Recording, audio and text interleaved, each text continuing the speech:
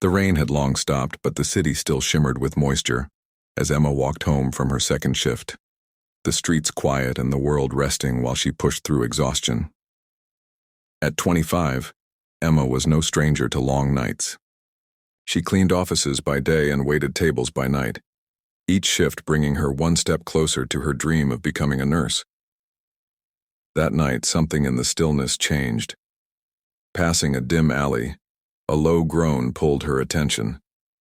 She hesitated, instinct and caution warning her off, but her heart, always drawn to helping, overruled her fear. Curled near a dumpster, slumped against the wall, was a young man in an expensive but dirtied suit. His dark hair was disheveled, his face pale and damp with sweat. Emma approached cautiously and knelt beside him. Despite his condition, he was breathing steadily and showed no signs of serious injury. When he stirred, his eyes met hers, intelligent, but lost in pain. He called himself Andrew. She offered him water, then a couch and a warm cup of coffee. He warned her he could be dangerous. She smiled gently and said, "You're not dangerous. You're just hurt." Guiding him through the quiet streets to her modest apartment, Emma filled the silence with soft stories of her life, grounding him in the ordinary hope that fueled her. Her home was small, filled with second-hand furniture and nursing textbooks stacked neatly near the couch. As Andrew sobered, the truth of his downfall unraveled.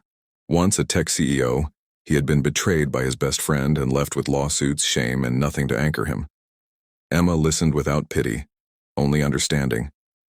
She offered no solutions, just presence and compassion. As the sun rose, Andrew noticed the signs of her determination: the pinned acceptance letter, the textbook highlighters, the hand-washed scrubs drying by the heater. He asked her why nursing.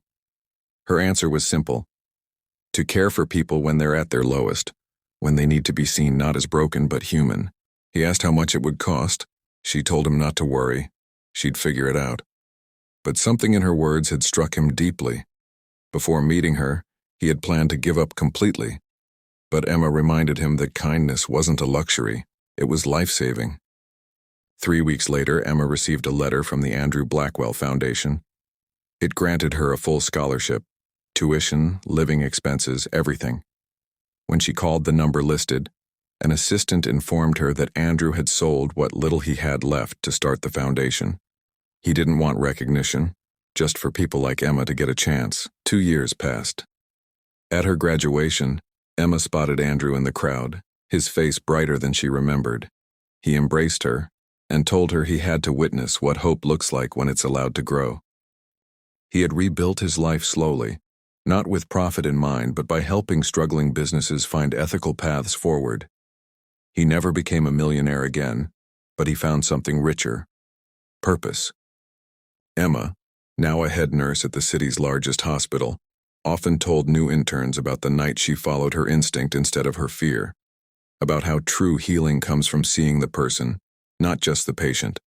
And Andrew, a father and a husband, often told his own version to his children, about the girl who found him in the alley, who reminded him that wealth isn't about what you have, but what you're willing to give.